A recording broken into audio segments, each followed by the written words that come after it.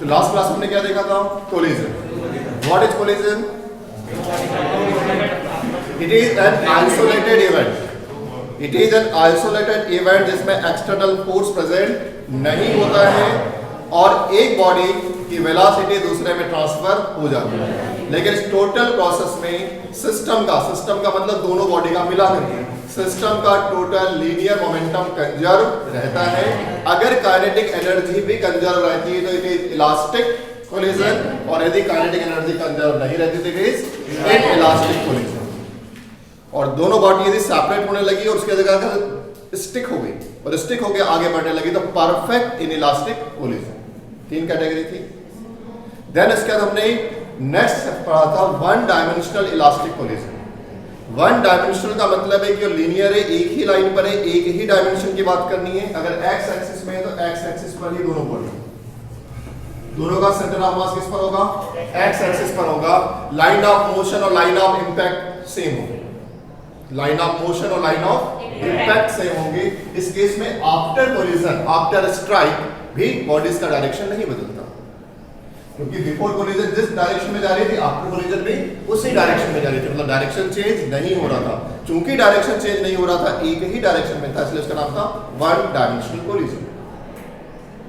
ठीक है. तो वन डायमेंशनल कोलिजन की पहली रिक्वायरमेंट क्या है कि लाइन ऑफ मोशन और लाइन ऑफ इंपैक्ट सेम होना चाहिए, इक्वल होना चाहिए. इसके बाद हमने कुछ फॉर्मूले डिराइव किए थे, याद है सभी को? इक्वेशन डिराइव किए थे. इक्वेशन नंबर 3 क्या था? u1 plus v1 equals to v2 plus. इसी को हमने ऐसे भी लिखा था u1 minus u2 equals to v2 minus v1. ये भी बहुत काम का कॉन्सेप्ट है. चलो यहां भी what is u1? Velocity of first body before collision. u की टर्म हमने ली बिफोर कोलिजन के लिए, v की टर्म ली हमने आफ्टर कोलिजन के लिए, ताकि समझने में आसान है. What is u1? Velocity of first body before collision. What is u2? Velocity of second body before collision. What is v2? velocity of second body after collision. And what is v1? Very good. What is u1 minus u2? Relative velocity. Relative velocity of approach before collision. अगर दोनों को मिला के बोला मतलब दोनों का comparison है ना, relative velocity. और इस समय क्या हो रही है? दोनों बॉडी अप्रोच कर रही है, कोलाइड हुई ना आगे चलती. तो relative velocity of approach before collision. v2 minus v1 ये को मिलाकर क्या बोलेंगे? relative velocity of separation, कभी दूर हुई थी. relative velocity of separation after collision. Clear है? तो इंडिविजुअल का भी मतलब बस पता है आपको, और साथ में जब कंबाइन होकर बनता है डिफरेंस, वो रिलेटिव दिखाता है. ये हमने कर लिया था. इसके अलावा हमने 2 फॉर्मूले डिराइव किए थे. फॉर्मूला नंबर एक वेलोसिटी v1 मतलब बॉडी के स्थायी होने के बाद आफ्टर कोलिजन इसकी वेलोसिटी क्या होगी, मतलब v1 के लिए फॉर्मूला डिराइव किया था और v2 के लिए. ये 2 बेस फॉर्मूले के आधार पे आज हम केस स्टडी करने वाले हैं. Now the time for case study. सब अलग-अलग केसेस को इमेजिन करते हैं जो हमारी लाइफ में आसपास होते हैं. ओके. तो फर्स्ट थिंग मुझे बताएं v1 इक्वल्स टू क्या था? m1 minus m2 u1 plus 2 m2 upon सभी को याद है? What is the value of v2?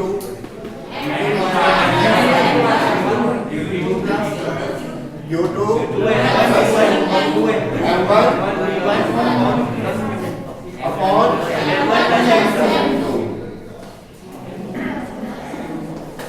ठीक है. कोई डाउट इस पर? सभी को क्लियर है? नाउ सर वो 2m1 हाइट. ठीक है.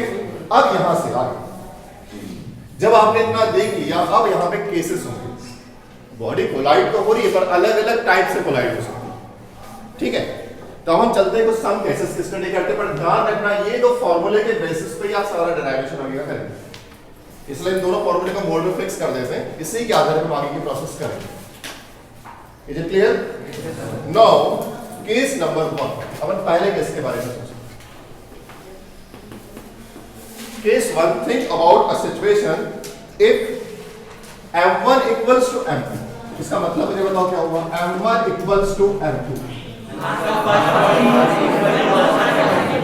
मतलब कि दो बॉडी जो आप कोलिजन हो रहा है उनका मास, ठीक है? यदि दो बॉडी कोलाइड हो रही है, दोनों का मास सेम है, तो इस केस में मैं m1 और m2 की जगह m टर्म यूज कर लूं तो चलेगा?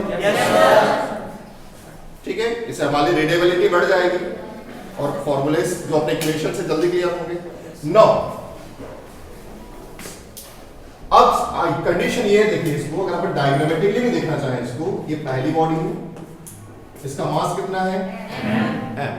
क्यों m लिया? क्योंकि दोनों का सेम। एक सेकंड बॉडी है, सपोज ये है, इसका मास भी कितना है? बिफोर कोलिजन इसकी वेलोसिटी कितनी है? Before collision. आफ्टर कोलिजन ये सेकंड बॉडी की, बिफोर कोलिजन सेकंड बॉडी की ये रही बिफोर कंडीशन सिचुएशन। ये बॉडी स्ट्राइक हुई, तो इस केस में मास बदलेगा क्या? इसमें तो हम काम कर ही नहीं रहे। इस केस में इसकी वेलोसिटी कितनी होगी और इसकी वेलोसिटी कितनी होगी? मास क्या है? अब हमें पता करना है कि दो बॉडीज, मतलब जस्ट इमेजिन दो क्रिकेट की बॉल लिया, मान लो लेदर बॉल लिया, टेनिस बॉल ली, दो बॉल है, एक टेबल पे रखा, एक बॉल बस वेलोसिटी से चल रही है और पीछे सेकंड उसी मास की सेम वही बॉल आपने दूसरे साइड से फेंकी। एक बॉल जा रही है, उसके पीछे दूसरी बॉल की स्पीड ज्यादा होगी, वेलोसिटी ज्यादा होगी, तो टकराएंगी, तो दोनों की वेलोसिटी में क्या चेंज आएगा? विस्कोसिटी, मास सेम हो, ठीक है? Just imagine, be realistic. एक टेबल पे मैंने एक बॉल को लुढ़काया जिसकी वेलोसिटी कम है और उसके पीछे उसी लाइन पर, उसी डायमेंशन पर, क्योंकि डायरेक्शन आप यहाँ पे वन डायमेंशन पढ़ रहे हो, उसी लाइन पर जब जाएगी, उसी लाइन ऑफ मोशन पर जब जाएगी और उसको जब हिट करेगी, जब उसको स्ट्राइक करेगी, तो दोनों की वेलोसिटी में इंटरचेंज होगा, क्योंकि प्रोसेस ऑफ कोलिजन में वेलोसिटी एक दूसरे में ट्रांसफर होती है। मोमेंटम टोटल सिस्टम का कंजर्व रहता है, बॉडी का थोड़ी कंजर्व रहता है। कंजर्व रहता है, पर किसका ध्यान रखना हमेशा कि आपने जो रूल पढ़ा है, रूल तो पढ़ लिया, लेकिन रूल लगता किस पे? लीनियर मोमेंटम का रूल किस पे लगता है? सिस्टम पर, बॉडी पे नहीं लगता। तो रूल लगाना का इंपॉर्टेंट होता है।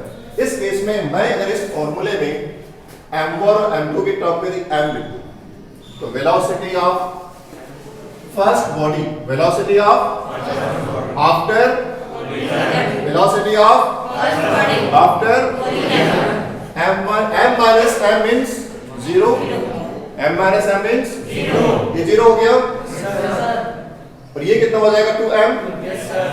ये m2 नहीं है, ये m है, ये भी 2m, 2m से 2m क्या बचा? क्या सबको समझ में आया कि डराइव करके दिखाऊं? पूरी क्लास को क्लियर क्लियर है? ये बात अब आपसे क्या कह रही है? Velocity of second body before collision, velocity of second body before collision, after collision velocity of first body हो जाती है, मतलब पहले बॉडी की वेलोसिटी सेकंड में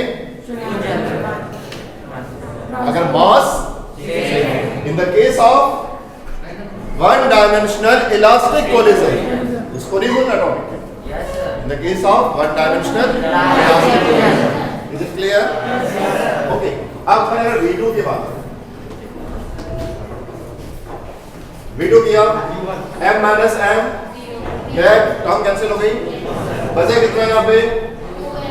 2m u1, और ये भी 2m हो जाएगा, मतलब 2m से 2m कैंसिल हो जाएगा, क्या हो जाएगा? इसका मतलब है velocity of first body before collision, velocity of second body after collision हो जाएगा। मतलब एक बॉडी की वेलोसिटी दूसरे में और दूसरे बॉडी की वेलोसिटी पहली बॉडी में हो जाएगी। द केस ऑफ यस, और साथ में मास क्या होना चाहिए? बहुत बड़ा लॉजिक है, एकदम क्लियर है।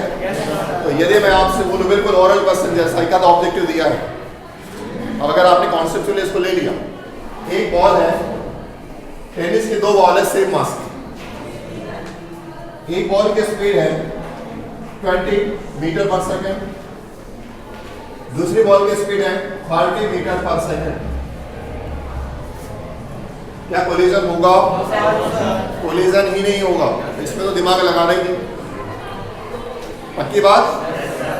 अगर इसके 30 है और इसकी 20 है तो कोलिजन होगा। आफ्टर कोलिजन इस बॉल की स्पीड क्या होगी? आफ्टर कोलिजन इसकी स्पीड क्या होगी? 20 मीटर पर सेकेंड। आफ्टर कोलिजन इसकी स्पीड क्या होगी?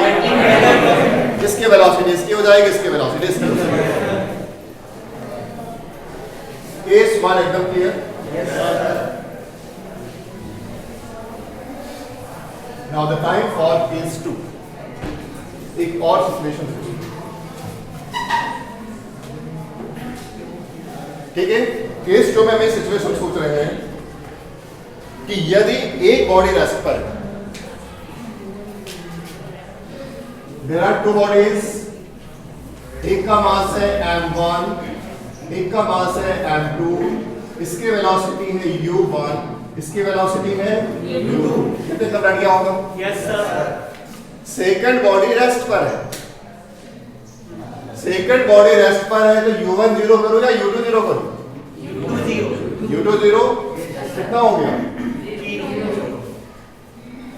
तो केस 2 के सिचुएशन में जो सेकंड बॉडी है उसको हमने रेस्ट पे कर दिया, इसका मतलब u2 की वैल्यू कितनी होगी? 0। ठीक है? Velocity of second body before collision is 0। अब इस केस में हम अलग अलग इमेजिनेशन करते हैं। क्या इमेजिनेशन करते हैं? ये बॉडी रेस्ट पर है और दोनों का मास सेम है, तो क्या होगा? मतलब कि जस्ट इमेजिन टेबल पर एक बॉल रखा है, एक ही कंपनी का उसी साइज का सेम बॉल, एक बॉल टेबल पे रखा है और बहुत सावधानी से अपने सेकंड बॉल को उसको उसी के लाइन ऑफ इंपैक्ट पर, line of motion line of impact same हो ऐसे आपने कोलाइड किया, टकराया। जैसे वो टकराएगी, ठीक है, ये रेस्ट पर थी, ये टकराएगी। अगर मास सेम है, अगर मास सेम है और वन डायमेंशनल इलास्टिक कोलिजन हो रहा है, तो उस केस में ये बॉल यहां आके खड़ी हो जाएगी और ये उसकी वेलोसिटी से आगे चले जाएगी। ठीक है? ये तो हो गया रियलिस्टिक अप्रोच। देख ले अब इसको इक्वेशन में ऐसा होता कि नहीं होता, क्योंकि मैथमेटिकली प्रूव करना पड़ेगा। फिजिक्स की लैंग्वेज क्या है? मैथ्स है, हर भाषा मैथ्स में समझानी है। ये तो समझ में आ गया आपको? प्रैक्टिकली ऐसा हो जाएगा, आप करके भी देख सकते हो, बहुत सावधानी से करो तो लगभग ये वाला प्रैक्टिकल अचीव कर लोगे। थोड़ा बहुत होगा, आप कर लेंगे। 4-5 बार ट्राई करोगे, एक आध बार तो रुकेगी, दूसरे चले जाएगी।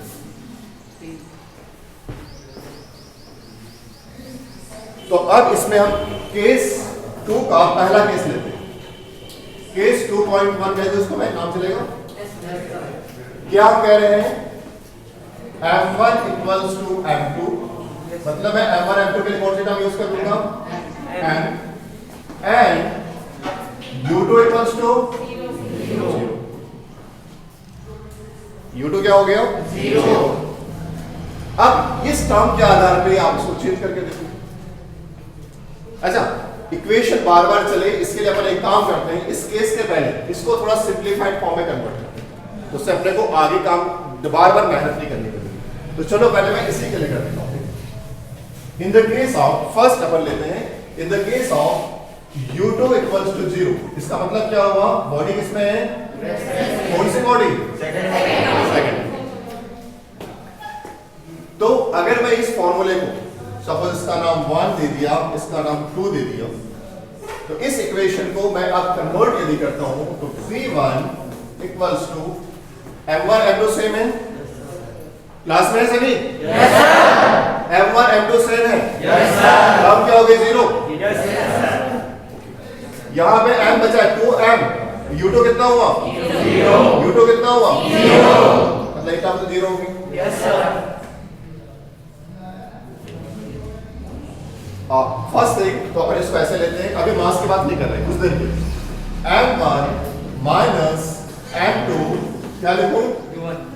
u1 इसको गायब कर दो अपॉन m1 प्लस, मतलब अब हम वेलोसिटी इससे कैलकुलेट कर सकते हैं। तो ये जो आपका इक्वेशन था थोड़ा छोटा हो गया। कोई डाउट इस पे? अच्छा v2 के लिए क्या होगा बोलो? u2 वाली टर्म को आपको हटा देना है। u2 वाली टर्म जस्ट मिनट बेटा, u2 0 था ना, अब ये टर्म हटी रहेगी। यहाँ पे कौन सी टर्म हटेगी? वाली हटेगी, मतलब क्या हो जाएगा? 2m1 u1 अपॉन,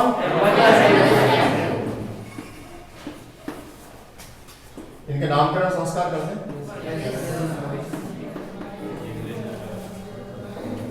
ठीक है। दुनिया में जब सबका नाम है तो इक्वेशन का भी नाम बड़ा अच्छा लगेगा, ठीक है। तो फिजिक्स में चुन्नू मुन्नू नाम नहीं रखते, क्या रखते हैं? 1 2 3 4 ऐसे नाम, ठीक है। यदि हमारे सिविलाइजेशन में कोई फिजिक्स वाला रहता तो आपके नाम भी ऐसे ही रहते हैं, 1 2 3, ठीक है। सरनेम लिखी जाती है और 1 2 लिख दिया जाता है। इस जनरेशन का ये व्यक्ति है, जनरेशन नंबर 3.3.3.4 का पॉइंट नंबर 4 आज क्लास में आया कि नहीं आया? हम इक्वेशन के साथ ऐसे करते हैं ना, ठीक है ना। अब इस केस के साथ अब लेके चलते हैं, ये वाली दोनों इक्वेशन क्लियर है? नो, केस 2.1 अब लेके चलते हैं, क्योंकि अपने को और भी केसेस करने। तो अब सुखी हम बात करें केस 2 की, और केस 2 में u2 कितना है? 0 है, मतलब अब ये वाले फॉर्मूले पे काम चलेगा। अब हमें नहीं यूज नहीं करना पड़ेगा, काम आसान हो गया। क्या हम इससे नहीं कर सकते थे? कर सकते थे, पर हमारा काम ही ये चीजों को आसान करना। हम साइंस पढ़ते ही क्यों? चीजों को आसान करना, ठीक है ना। साइंस ने पूरी के पूरी जो ह्यूमैनिटीज की तकलीफों को कम किया है, तो साइंस की काम है चीजों को आसान करना, वही हमने आसान किया यहाँ पे। नौ इस केस में हम देख रहे हैं पहला वाला case, m1 equals to m2, तो उसको हम m लिख सकते हैं, और साथ में एक बात रखी हुई हमारी u2 इक्वल्स टू कितना है? इस सिचुएशन कि दोनों बॉडी का मास सेम है, दोनों बॉडी का मास सेम है, और सेकंड बॉडी रेस्ट में है, पहली बॉडी उससे कोलाइड हो रही है, कोलिजन हो रहा है। कौन सा collision? One dimensional collision, elastic collision. क्या लीनियर मोमेंटम कंजर्व रहेगा? क्या काइनेटिक एनर्जी कंजर्व रहेगी? आदत एकदम फिक्स हो चुकी होगी। तो चलिए फॉर्मूले को कन्वर्ट करें, इक्वेशन को कन्वर्ट करें। इस केस में आप देखें यहाँ पे v1 की वेलोसिटी आफ्टर कोलिजन जो बॉल मूव कर रही थी उसकी वेलोसिटी, v1 की velocity m1 minus m2, m minus m 0, total term 0 लिख दूं with your permission? No, v1 equals to 0। अब v2 की बताइए।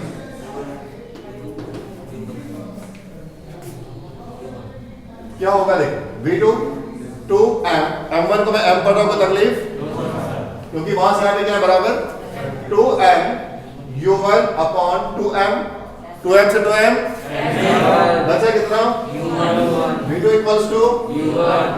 जो बात हमने कुछ देर पहले, कुछ मिनट पहले प्रैक्टिकली बोली थी कि जैसे हिट करेगी तो जो इस बॉल ने हिट किया अपनी जगह रुक जाएगी, दूसरी बॉल आगे चली जाएगी, वही हो रहा। Yes sir. Velocity of second body after collision किसके इक्वल होगी? Velocity of first body before collision. नहीं आ सकता? Yes sir. नोट्स तो आपके पास पहुंची रही है, yes, ठीक है। तो आप बस समझें और अपने सॉफ्ट कॉपी तैयार करिए। क्लास में सॉफ्ट कॉपी मतलब दिमाग पे कॉपी तैयार, हार्ड कॉपी तो आप तक पहुंच नहीं पीडीएफ फॉर्मेट में, सॉफ्ट कॉपी पैरेलल बनाएंगे, क्योंकि दुनिया का हर अच्छा स्टूडेंट सॉफ्ट कॉपी से चीटिंग करता है एग्जाम में, यही तो करते हो ना? yes, जिसकी जितनी अच्छी चिट तैयार है उतना अच्छा उसने स्कोर किया है। सारे चीटर तो टॉपर है, सॉफ्ट कॉपी से चीटिंग करते हैं ना।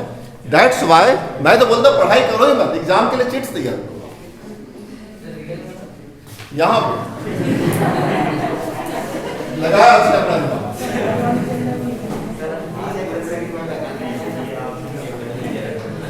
ठीक है, अब चलते हैं अगले केस पे।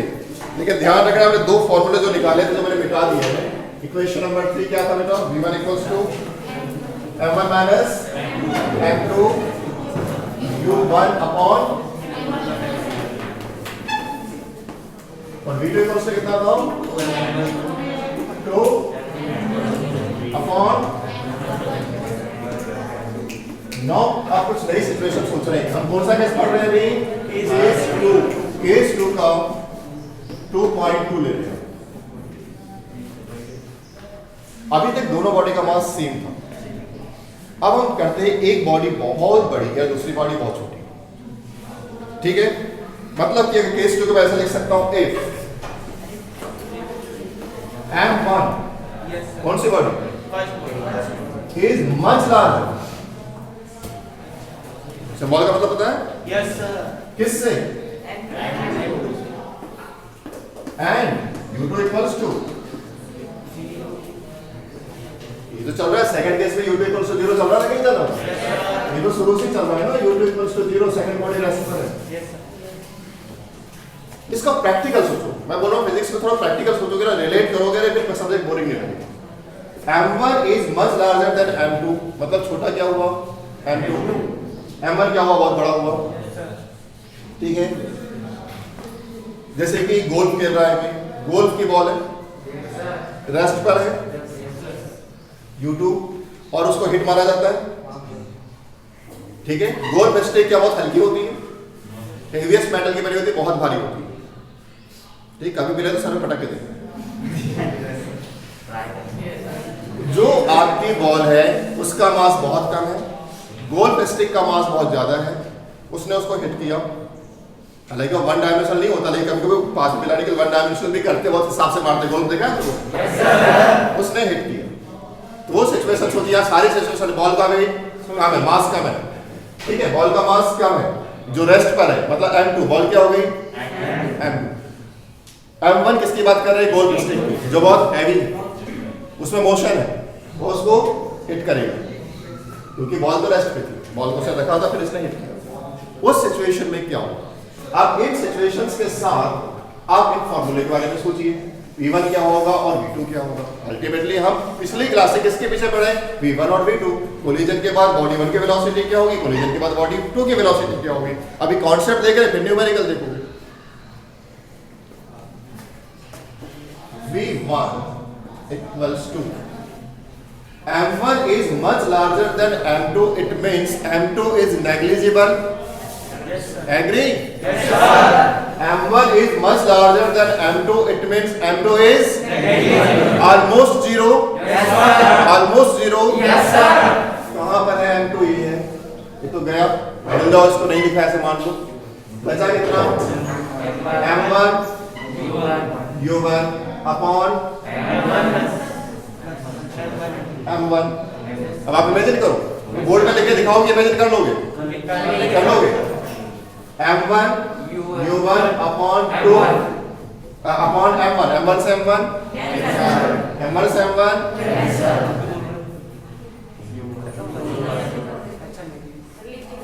लिख के देखे। ठीक है, यहां बचा m1, ये कितना है? u1, जो हमने इस फॉर्मूला स्टार्टिंग में डिराइव किया था। और यहां पे क्या है? m1 से m1, v1 equals to u1। क्या मतलब है इसका? सही समझो।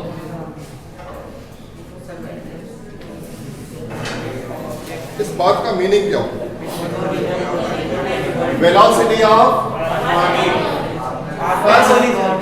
velocity of first body after collision equals to velocity of first body equal to, मतलब जो हैवी चीज थी वो अपनी ही वेलोसिटी से चलती रही।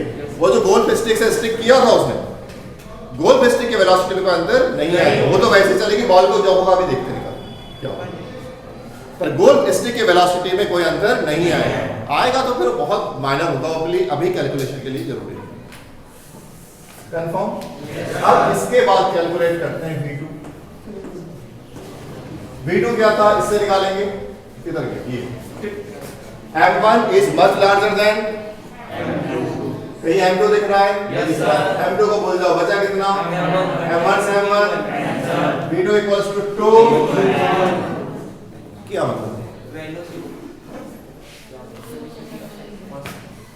Velocity of second body after collision, मतलब जिस बॉल की पिटाई हुई थी उसकी वेलोसिटी कितनी होगी 2u1, गोल स्टिक जिस वेलोसिटी से टकराई थी उसकी डबल।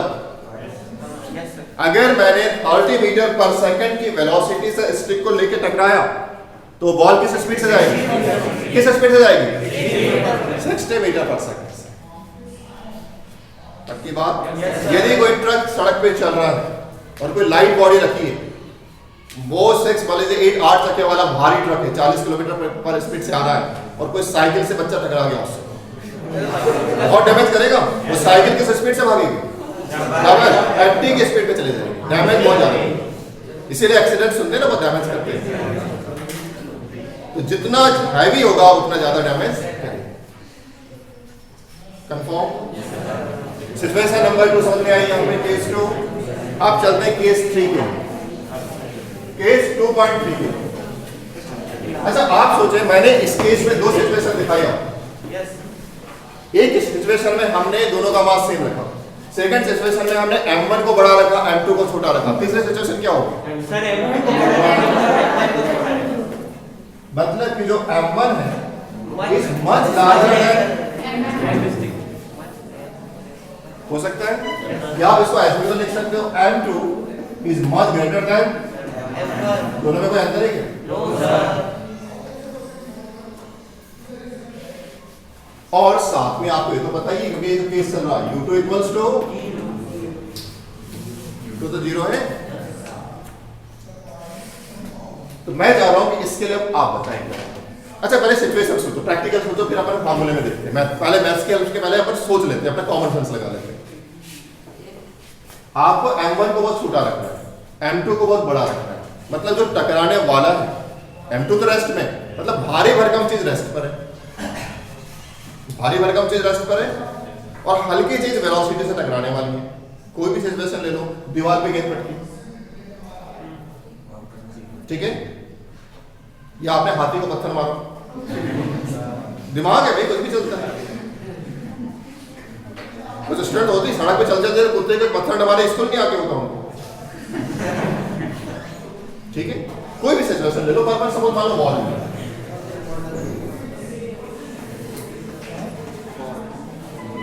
ठीक है, एक दीवार है, मान लो कि है उसमें आर्किटेक्ट मत चले जाओ, ठीक है, इस पर आपने एक बॉल एक्स एक्सिस पे थ्रो की।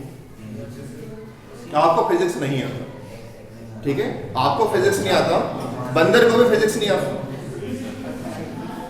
इट मींस इस लॉजिक से आप इक्वल हुई, लेकिन वो एक ब्रांच से दूसरी ब्रांच कूद जाता है प्रॉपर, क्यों फार्मूला डराइव करके कूदता है। इस बिल्डिंग से मुझे उस बिल्डिंग में कूदना है, तो मैं किस वेलोसिटी से कूदूं जबकि मेरा मास इतना है, तब तक छत पे जाके आपने उसको 2 रनने वाले नहीं हो सकता ना ऐसा। इट मींस कुछ चीजें आप प्रैक्टिकली सोच सकते हैं। तो फिजिक्स तो आपके प्रैक्टिकल का, आपके जीवन का सब्जेक्ट है। मैंने इस बॉल, दीवार से बॉल को हिट किया, क्या वो बॉल दीवार तोड़ के बाहर चले जाएगी? क्या होगा? वो बॉल वापस आएगी? बॉल वापस आएगी? एग्री हो? डायरेक्शन बदलेगा? मतलब कुछ ना कुछ नेगेटिव तो आने वाला है। समझ में आ रहा है? कुछ कैलकुलेशन किया आपने? लेकिन एग्जाम में ऐसे लिखोगे तो जो चीज समझ में आ जाती है उसको एग्जाम के लिए तो लिखना होगा। तो बोल दे रहा था कि बंदर वाला था और ये था होता, तो मार्क्स भी बंदर वाले मिलेंगे। नो, अब इस केस में हमें 2 चीजें कैलकुलेट करनी है। V1 के बारे में पहले सोचो, इस बार आप किस टर्म को गायब करोगे? M1 समझा ना? तो इस इक्वेशन में आप M1 को गायब करके देखिए, M1 गया, अब बचा गया है माइनस M2 U1, और यहां भी M1 चला गया, M2 से M2 कैंसिल हुआ, बचा कितना? क्या बचा? Minus U1।